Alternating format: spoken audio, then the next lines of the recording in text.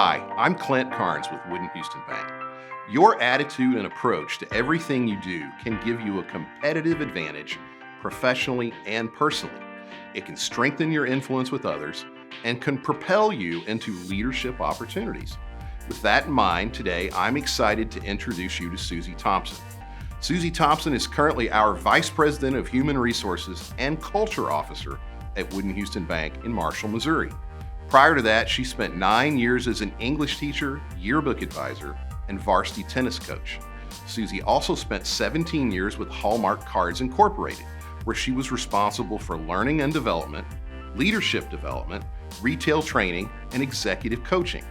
Today, Susie will be sharing with us how to use U-turn thinking to boost personal and professional confidence, overcome obstacles to achieving success, and to increase the desire to make the world a better place.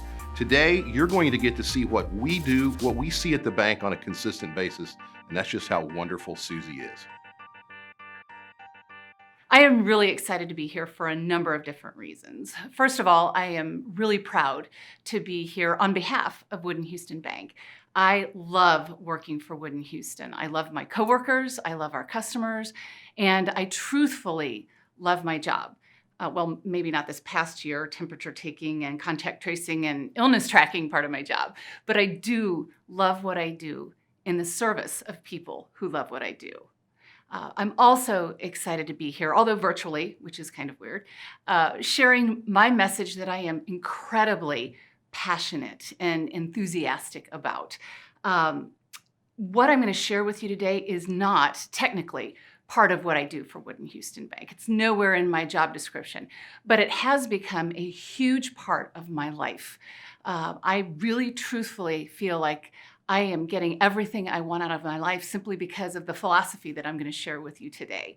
I really truthfully believe that the elements of this philosophy have helped me throughout my career be able to establish strong connections with people and forge really deeper relationships that I think in turn have helped me become a better wife, a better mother, a better grandma, a better sister, daughter, friend, coworker, and a better leader.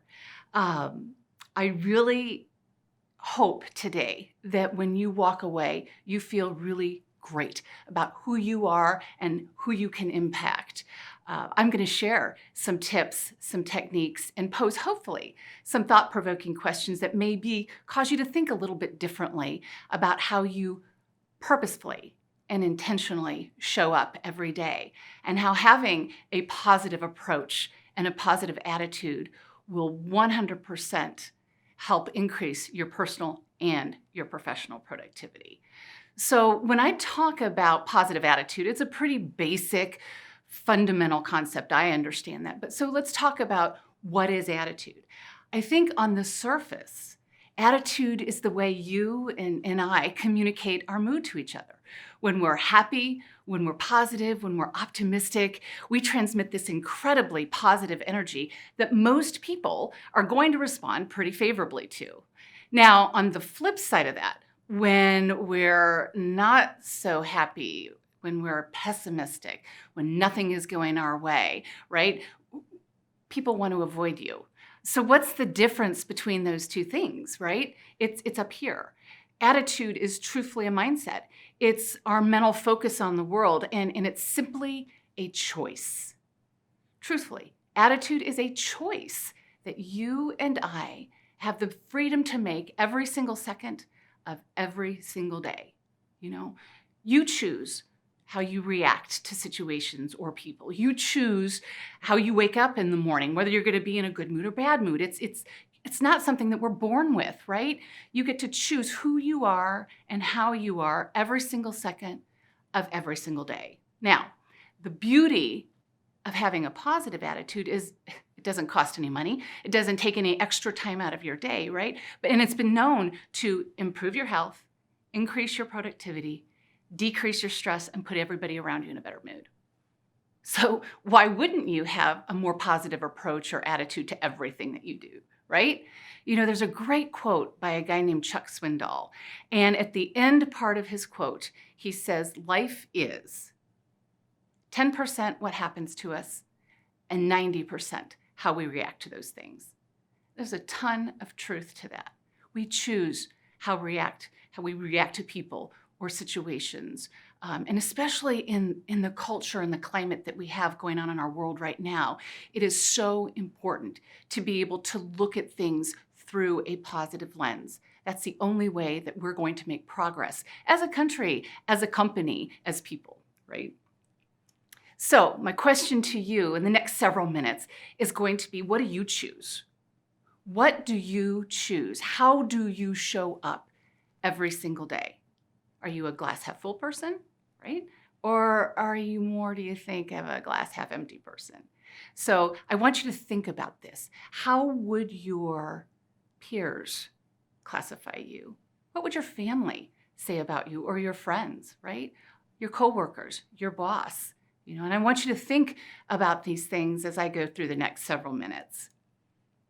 So what I'd like to do right now is take you back a long time ago to where I think that my positive philosophy and my positive approach to life really kind of started for me. So I'm going to take you back to a time when I was about 7 years old. So that was a really, really long time ago.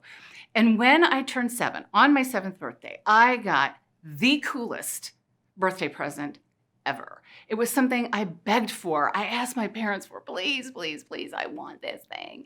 Now, it wasn't a toy. It wasn't a doll. It wasn't a game or anything like that. But what I found was underneath my pillow, and it was something really simple, a tennis racket. Now, it was the Pancho Gonzalez special. Most of you, I guarantee, have probably never even heard of Pancho Gonzalez. He was a very famous tennis player back in the day. Now, this tennis racket was about as tall as I was. It had candy cane striped strings, right? It had a cool grip, like a pink grip. And on one side it said my serve, the other side it said your serve. I was so cool. I could not wait to use this. Now, I don't know why, honestly, I wanted a tennis racket. I have no idea. I can't even remember. But all I knew is how amazing I felt when I held this in my hand. So my dad, in all of his wisdom, he knew I was excited, and he had went around the yard and had scrounged up all the tennis balls that the dog had been chewing on and salivating on, and he put them in a big orange bucket. And I remember driving down to the little tennis court. There was one tennis court at the end of our street. It had a metal tennis net. It had cracks everywhere. But all he did was he tossed tennis balls on the side of the net, and I just hit tennis balls back and forth, and I could not have felt any better. It was invigorating, right? So we get home, and the first thing I do is grab tennis balls, and I'm hitting against our little wooden detached garage, almost knocked windows out, but I wasn't missing. And so Mom and Dad were like, oh, she must really enjoy this, right? So every single day after I would get home from school, Dad would put me in the car, drive me down to the court, and toss balls over the net for maybe 15, 20 minutes.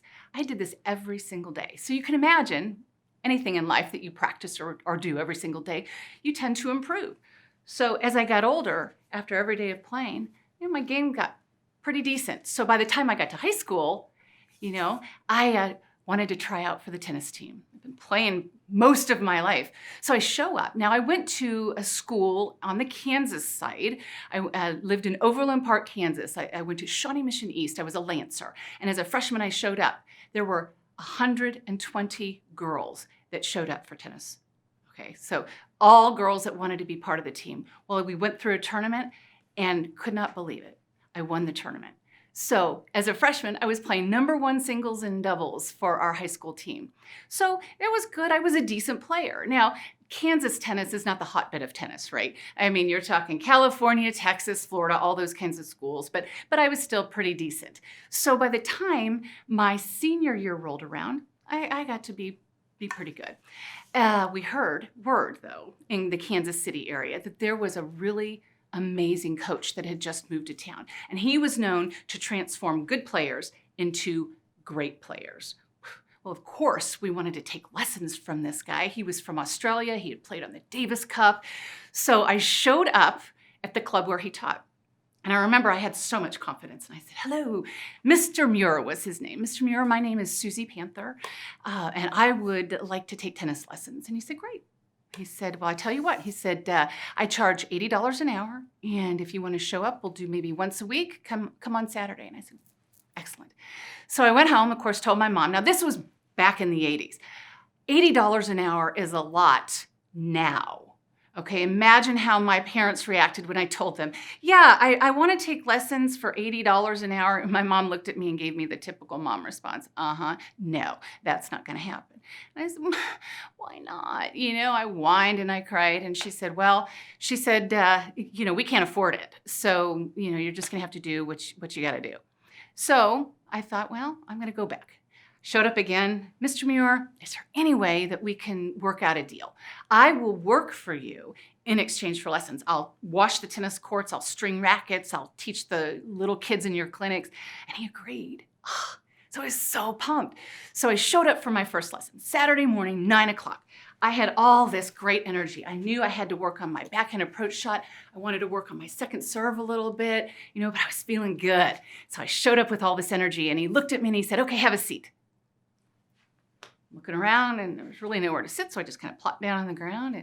And he said, okay, before we start, I've got a couple questions for you. I need to know, what do you think about before a match? What do you think about during a match? What do you think about after a match? What's your best stroke? What's your worst stroke? Why are you playing the game of tennis? What drives you? What motivates you? Blah, blah, blah.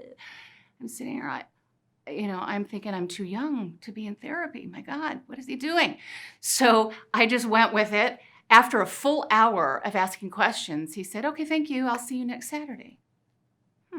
Looking around, okay, this is weird. So I went home and I told my mom, with attitude, not the good attitude, stomped my foot, slammed my racket on the ground. I said, I am not going back. This guy is too weird for me. And like a good mother, she gave me the classic response. You made what? A commitment. Okay, so you need to go back. So I did. And I showed up for the second lesson, okay? A little less enthusiastic, but still I was ready to hit a few. And he said, have a seat, asked me questions again for a full hour. At this point, I was ticked off. So I went home and I said, I'm not going back. Sorry, Mom. And she said, nope, third time's the charm.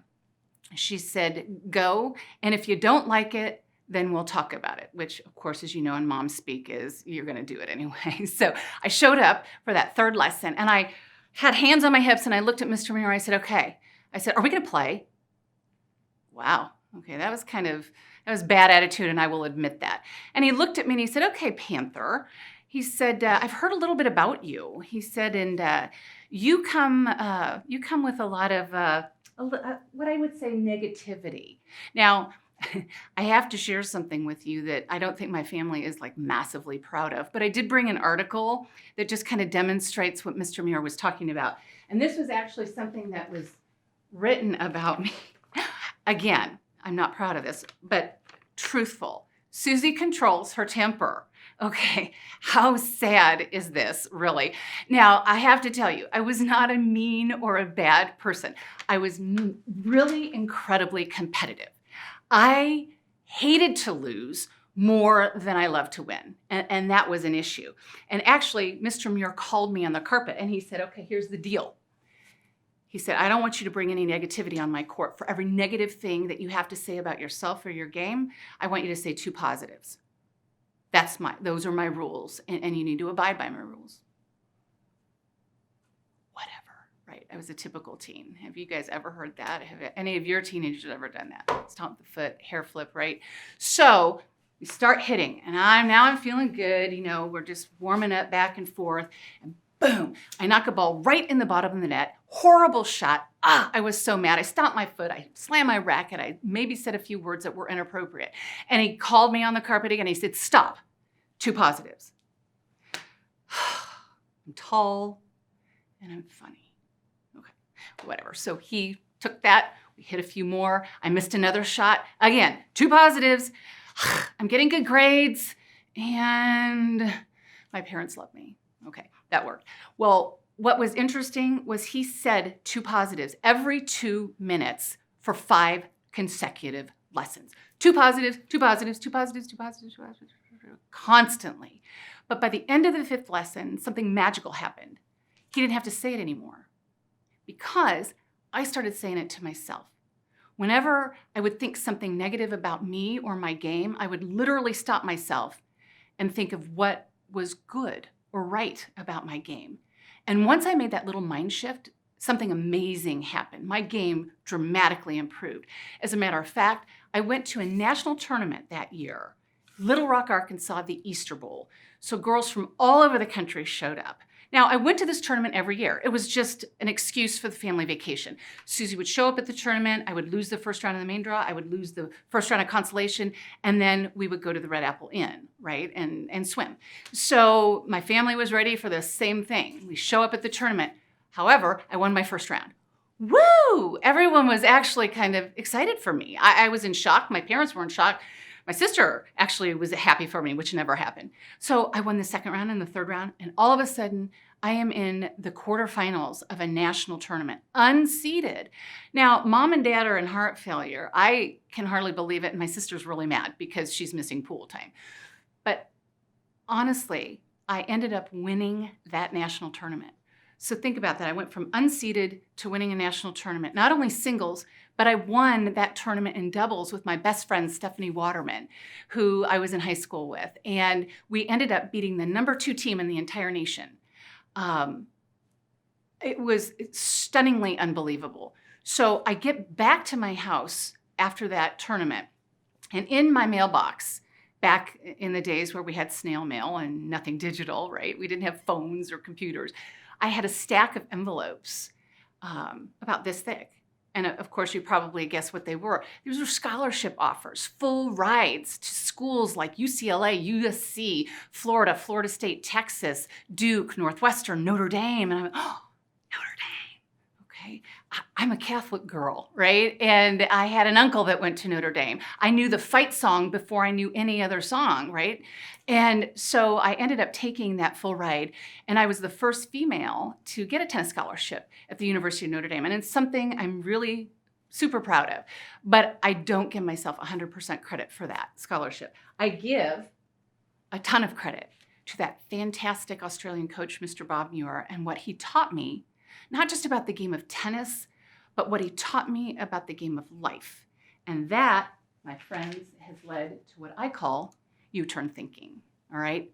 So this is my own personal philosophy that I have used throughout my entire life, my entire career. What is U-turn thinking? It's basically, it's the 4 pillars that make up the framework. And these pillars work together, not separately. And when you put them together, it will ultimately create the most positive approach and attitude you can have with everything that you do and everyone you encounter.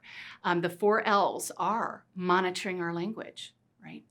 Handling limitations, incorporating laughter and a sense of fun into everything that we do, and most importantly, making it live on through other people, kind of a pay it forward type of a thing. So let's talk about the first one, monitoring our language. Now, when I talk about language, I'm not just talking about what we say that could potentially be negative, right? Or do that could be negative, but it's the language up here that I'm talking about too. It's the things that we think but don't necessarily share. How many of you have ever been guilty of looking at a group of people or making judgment against people in your mind, but you're proud that you don't say it out loud? Well, that's still toxic language. So that's what I'm talking about. How can we monitor so that we can get rid of that kind of language? So let me give you an example. I like to borrow from what Mr. Muir taught me. For every negative that I encounter, anything that is frustrating to me or gets under my skin or makes me irritated, I try to think of 2 positives. All right, so let me give you an example. The first one, this happened just a couple of months ago. COVID has been a huge negative, I think, for all of us. It's affected us in a lot of different ways. My job as an HR person went just completely away when COVID hit 1 year ago this week. So one of my negatives was, I get to work at 7:30 in the morning. I would have 27 to 30 some odd emails, voicemail full, more positive COVID cases, 6 in quarantine. Our school district went to distance learning. That affected my employees. And all of this happens before my first morning coffee. All right. So imagine how you're feeling when you walk into work in the morning. So what are my 2 positives? It's easy. I love my job. I love what I do in the service of people who love what I do. And secondly, most importantly, I need to cut back on coffee anyway. So I need to drink more water. So there you go. Now, it may sound really corny to do the two positives, but I'm telling you, even if it's just for a couple of seconds, it helps diffuse negativity. And maybe you might even get a chuckle if you think about what your two positives are. Something that happened to me yesterday coming here to Cape Girardeau. It was nasty weather. I'm talking horizontal rain, wind, tractor trailers all over the highway. And someone passed me going about 100 miles an hour on I-70 and barely missed hitting me. So now, I'm temper girl, right? You saw the article. I have contemplated words and gestures that aren't always appropriate. So instead of doing that and getting irritated and not being a good driver, what are my two positives? Well, I tell myself, well, they must be in a hurry to get to hospital because a baby's on the way, right? I literally make up stories about people that make me laugh or make me see things in a different light.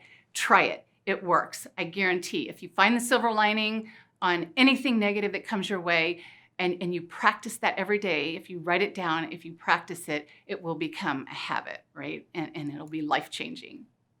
Now, another way that I like to monitor language is setting a tone for the day. I like to set a great tone at the beginning of the day, and most importantly, I like to end on a great tone. Now think about this. You all, as leaders, as young professionals in your organizations, you have power and influence beyond what you can imagine because you do set a tone. Even if you're working from home and you show up on a virtual meeting, how you show up sets the tone for everybody else on that meeting.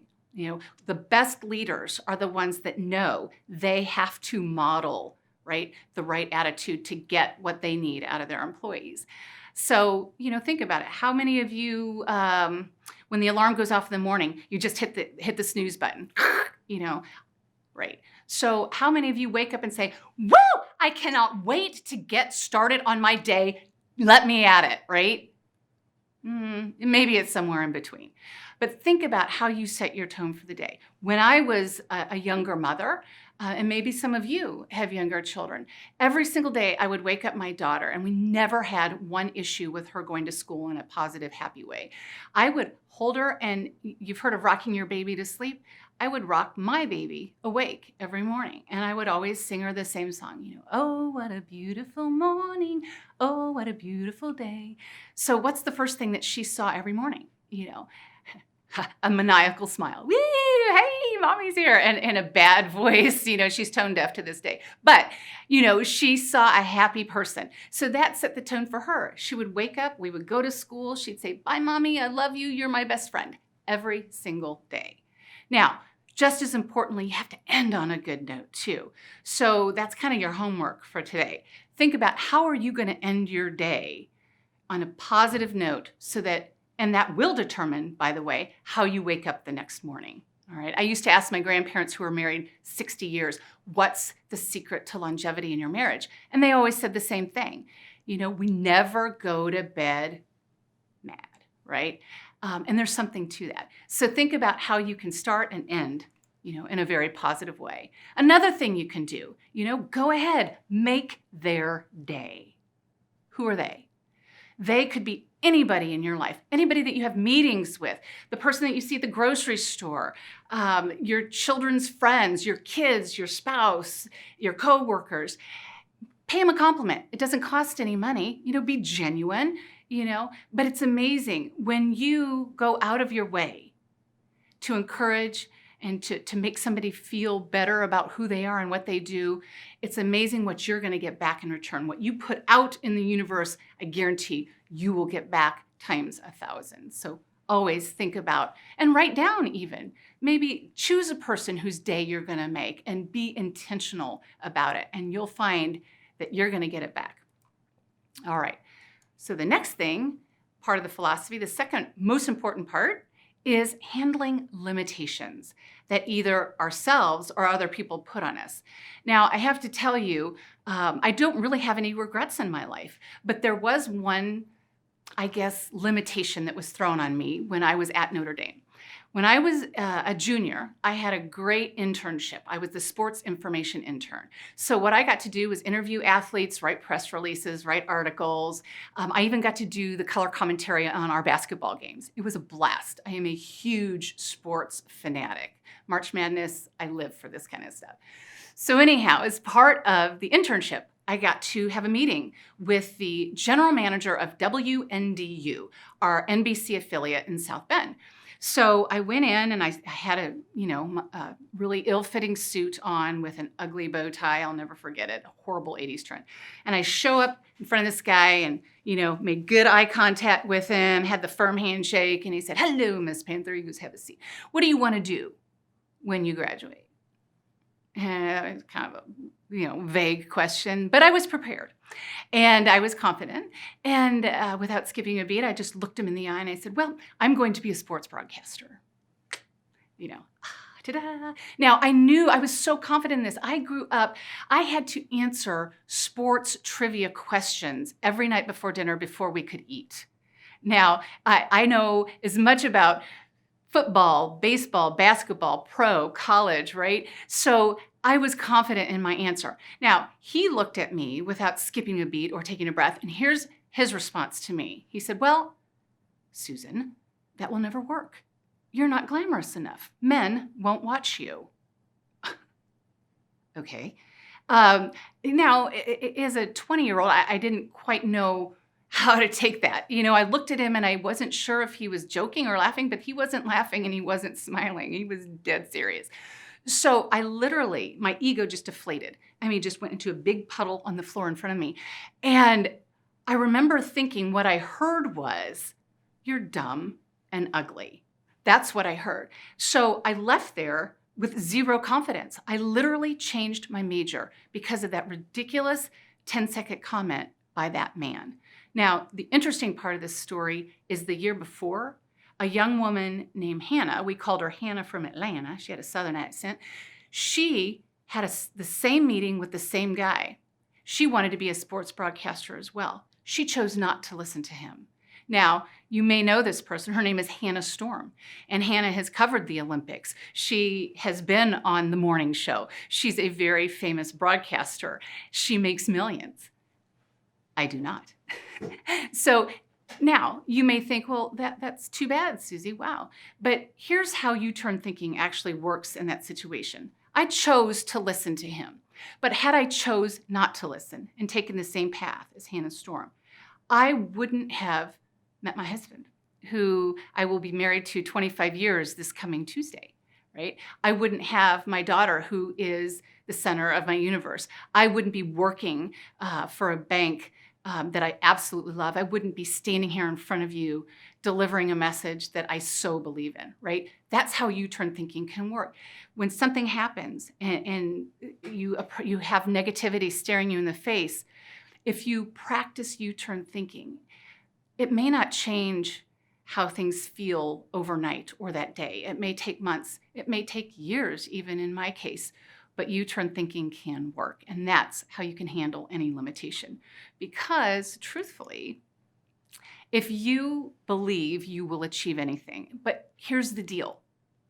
You all, as young professionals, have goals and dreams for yourself. I know you do.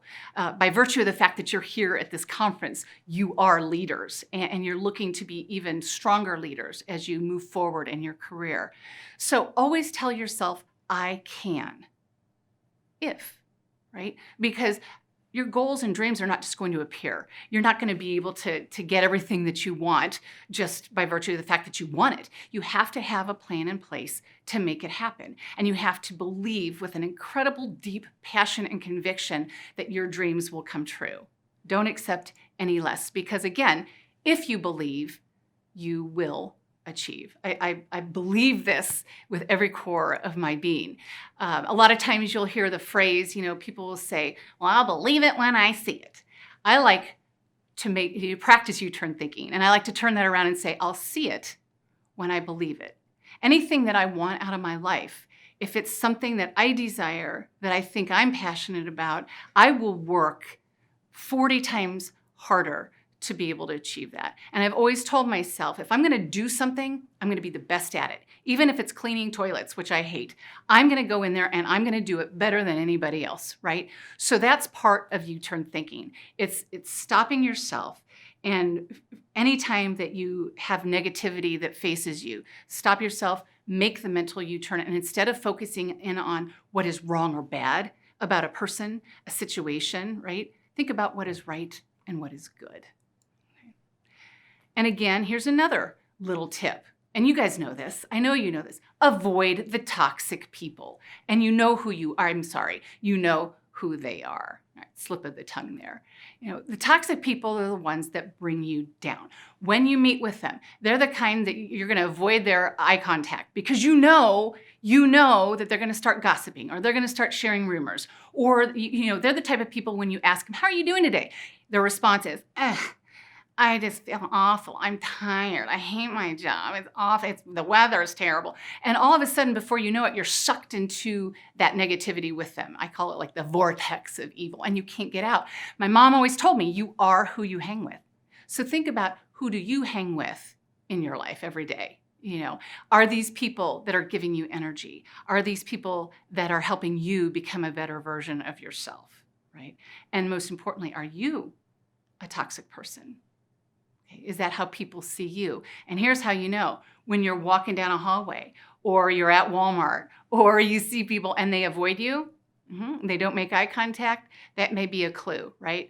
So instead of maybe potentially being a toxic person or hanging around the toxic people, surround yourself with energizing people. And you know who they are. These are the people that make you feel amazing. You talk to them, you get a text from them, you get an email from them, right? A Snapchat, whatever. And as soon as you get that, you feel awesome, right? You feel like there's nothing you can't do. So make sure you always surround yourself with energizing people. I love little kids. Part of what I do, I guess pre-COVID, I haven't done it much lately, but I'm hoping that things are going to start opening up again this year. But I go and I read to second graders at a little school behind Wood in Houston. And I'll go in there and, once a week, and all the kids run up to me, Mrs. Thompson, and they all have books in their hand and they're shoving it, read this to me, And I love it because I'll sit down and I give them every bit of energy I have. And what I've noticed again, when I put that energy out there, I get it back 1,000 times. So by the time I leave and they're hugging me and they're high-fiving me and they're telling me how much they love me, I get back to work feeling like there's nothing I can't do, right? And then sadly, I wish and I wonder, why aren't my coworkers greeting me this way, right? What happens to us? Why can't we greet each other with that kind of energy? So again, think about how you can be that energizing person for somebody else, right? Because those you have followed passionately, gladly, zealously have made you feel like somebody. It wasn't merely because they had the job or the power. They somehow made you feel terrific to be around them.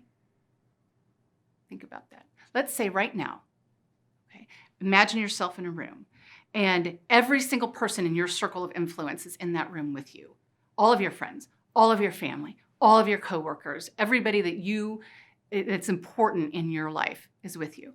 Let's say I asked a question. I want you to think of 3 people who embody the most positive approach, 3 people that make you feel like somebody, right? And I had everybody think of 3 people. Would your name come up? Would anybody think about you? Think about that. If you truly think that people think about you in that way, good for you. So continue to do what you're doing, right? And be purposeful and think about what are you doing that puts you in that light. But on the opposite end, if you don't think anybody would think about you, why not? What are you missing? And what should you start doing more of or stop doing to be considered that positive, energizing presence that makes other people feel amazing? Right. The third part of the philosophy is actually my favorite. It's incorporating laughter and a sense of fun in what you do. Now, I'm here to tell you, I would guarantee that if you look at your employee handbook, any business, any industry out there, nowhere in your employee handbook does it say you can't have fun at work. I think this is so important to be able to laugh. The more laughter that you have, even people who are working from home, again, when you're connecting virtually, you can be innovative and make it fun and bring some energy to those meetings. I know pre-COVID, I used to go to the lobby of the bank where I work, and we have music playing in the lobby. I would literally pick customers and dance with them to the music. Now, of course, I had to know the customer. I didn't just pick some random person. But I would dance to the music. We'd have a little bit of fun. And what I noticed when we did that, other people started smiling. Other people started laughing. Other people started, going back and forth and kind of dancing along with us. And it really improved and boosted the morale. So again, think about, what do you bring every day? Do you bring that smile? Do you bring that energy? And do you see that it rubs off on other people? So give it a try and think about, how can you incorporate more of a sense of laughter and fun to your workplace? So as I told you before, I love music. I play music all the time. On my ride back today to where I live in Marshall, Missouri, it's a 4-hour ride. I'm going to put on the best 80s playlist, and I will become all these great 80s artists that I grew up with. But there was actually one song that I played over and over and over and over again when I was a senior at Notre Dame. Now, actually, I take that back. I was a sophomore at Notre Dame, because at that time, I was in love. I had my first boyfriend ever. And I'm talking in this Southern voice because his name was Jay Underwood. He was from Norfolk, Virginia. He was 6'7", 270 pounds, starting offensive lineman for the Irish, and I was his girlfriend. I was feeling pretty good about myself, I have to say, and I was loving life, right? Until I got a letter from him. It was in the summer after my sophomore year, and I was so excited. A letter from Jay. I opened it up, and it was great. And the sad thing is, I still have the letter to this day. I'm not psychotic or anything. I saved it just, for posterity. So at the beginning part of the letter, he said, "Dear Z-Bird," and that was my nickname, Susie, right? Z-Bird, he was J-Bird, how cute.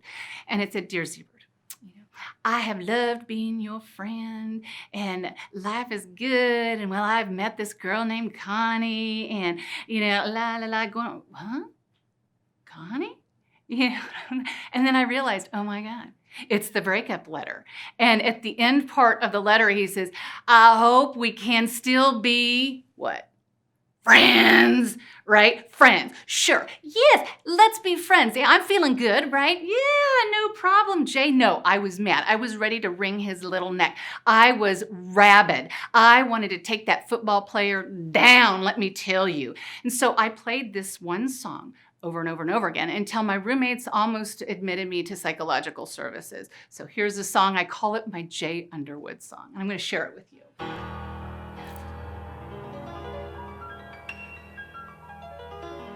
First I was afraid, I was petrified, kept thinking I could never live without you by my side, Jay Underwood. But then I've spent so many nights thinking how you did me wrong, and I grew strong, and I learned how to get along, and so you're back from outer space, and to find you here with that sad look upon your face. I should have changed that stupid lock. I should have made you leave your key. If I'd have known for just 1 second you'd be back to bother me. Go on now, go, Jay Underwood.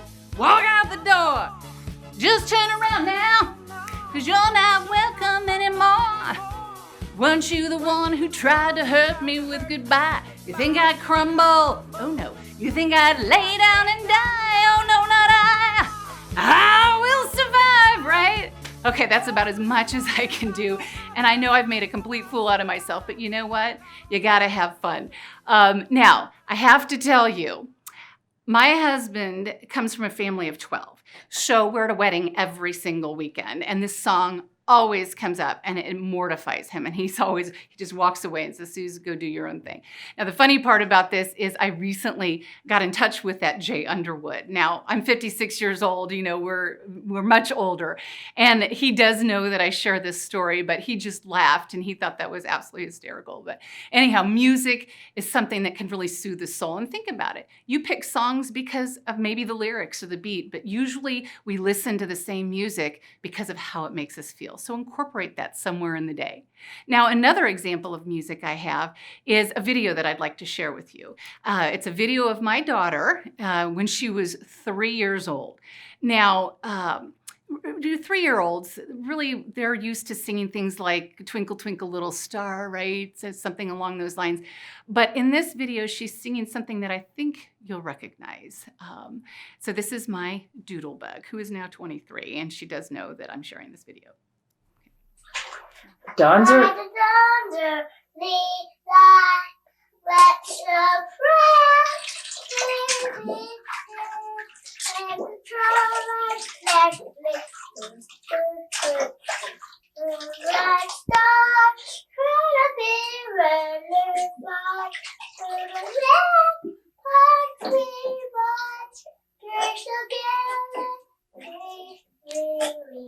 And the rocket red one bursting in up low to the night. Like a flag went there. Oh, say the Star Spangled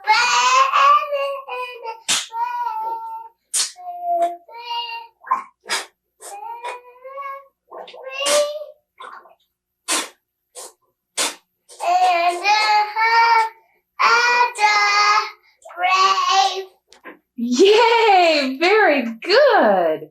Well, I'll tell you, I'll never get tired of watching that video. But what was interesting about it was when she first started singing the national anthem. Of course, I yelled to my husband, my gosh, get up here. She's a prodigy, right? But we realized very quickly that she was singing the national anthem because she had been listening to it over and over and over again. Because when we recorded this, it was just right after 9/11. So truthfully, the power of music translated to a 3-year-old. It was pretty awesome. So the next thing that you'll want to do is make sure that you celebrate, right? You celebrate yourself. You guys work hard. Many of you are parents. Many of you have other things that you do outside of even work. A lot of times the last person we tend to pay attention to is ourselves.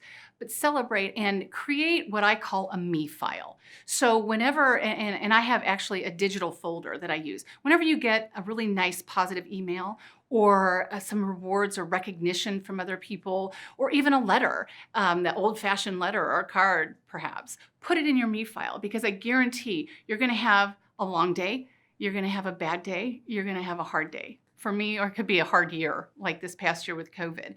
But on those days where you're feeling down, sift through the me file and you'll be amazed at how reading those things can make you feel. And on the flip side of that, make sure you send people the positive recognition and the good things, that make their day, because that'll make you feel good in turn. Now, the last piece of the philosophy that's the most important piece is making it live on through other people. Because once you own that positive approach and have that positive energy, right, you are required to put it back out there to other people, much like the pay it forward concept. And one classic example that I have to share has to do with a story that I told at the beginning about my best friend and I who were playing the tournament together. Her name was Stephanie Waterman. She ended up getting a scholarship to play at Georgetown University. And her junior year, something happened that was life-changing for me and really made you turn thinking, really made it come to life in a whole different way. It was February 16th, 1985, a long time ago. And we got a phone call. It was Junior Parents Weekend at Notre Dame. My folks were with me and we were having a great time. It was my sister who wanted to talk to my mom, which was weird. So she talked for a long time. Mom turned around. It felt like it took her an hour to say something to me, and we just locked eyes. And she said, I'm going to share something with you, and this is going to be hard for you. I thought, something happened to my grandmother, right? And she said, Stephanie was murdered yesterday. This was my very dearest friend. We had grown up together since we were 3 years old. We did everything together. We were going to graduate, marry brothers, live down the street from each other, and she was gone. I tell you, that was the hardest thing that I ever had to go through in my life. And it makes me want to cry. but I'll hold back the tears today. But I literally went into a classic clinical depression. I quit the tennis team. I left school. I didn't know what to do with it. But then I realized after about a month of grief and being angry that I had forgotten everything that Mr. Muir had taught me about U-turn thinking. Instead of focusing in on what was right and good, which was Stephanie, and what she brought into my life, I was focusing in on what was wrong or bad, and it was taking me down. So once I started to think about her, I realized I could make her legacy live on through me, right? All I had to do was incorporate all the awesome qualities that she had, put them into myself, right? And that's how her legacy could live on. And it was magical. A lot of who you see standing here is Stephanie Waterman. You know, that's how her memory lives on through me. That is how U-turn thinking can work even in the most adverse of situations. It's amazing. You know, once you've mastered the U-turn thinking, you have to pass it on. Here's a picture of Stephanie and an article that came out. It was a sad time, but every time I wake up in the morning, I think about her and I think of all the positives that she gave me, and I am blessed and I am grateful. And I always think to myself that I need to be that way with everyone I encounter, because my hope is that when I'm gone, people will want to be more like me. So I've come to the end of my U-turn thinking philosophy. I hope that I've shared maybe one thing that you can hold on to and maybe apply in your work or your life, something that will help you have a more positive approach and attitude to everything you do and every interaction that you have every day. I wish all of you good luck as leaders in your organization, and I thank you for your time. Have a wonderful rest of your year. Thank you, Susie, and thank you to all of our amazing speakers and to all of you who have watched all week long. While this wasn't the summit we all know and love, we are so happy to have been able to share inspiring words with you all week, and we can't wait to see you again next year.